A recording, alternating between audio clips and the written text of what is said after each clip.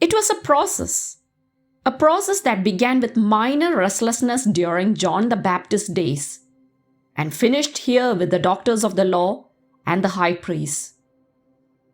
A process that continually got stronger.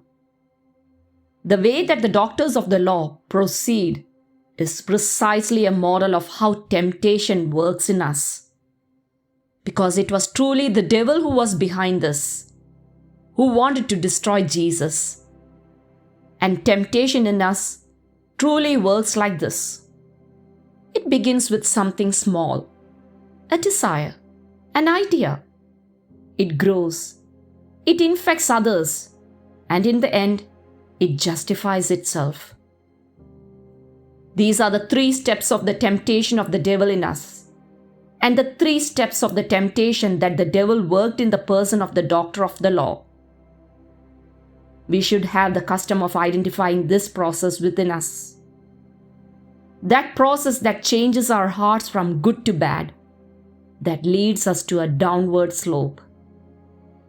May the Holy Spirit enlighten us in this interior awareness.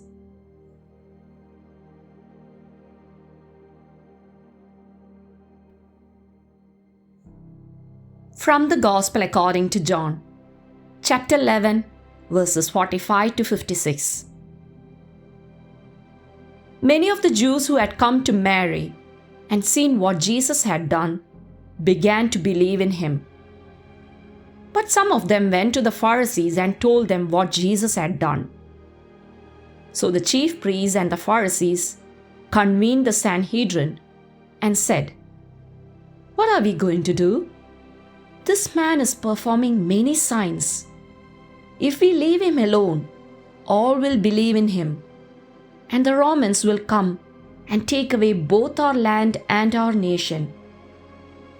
But one of them, Caiaphas, who was high priest that year, said to them, "You know nothing, nor do you consider that it is better for you that one man should die instead of the people, so that the whole nation may not perish."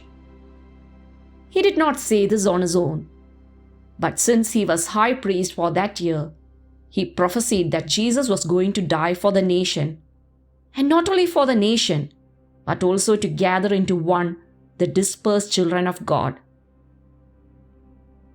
So from that day on, they planned to kill him.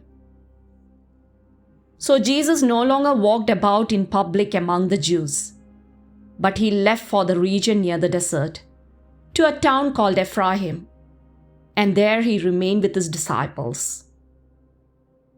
Now the Passover of the Jews was near, and many went up from the country to Jerusalem before Passover to purify themselves.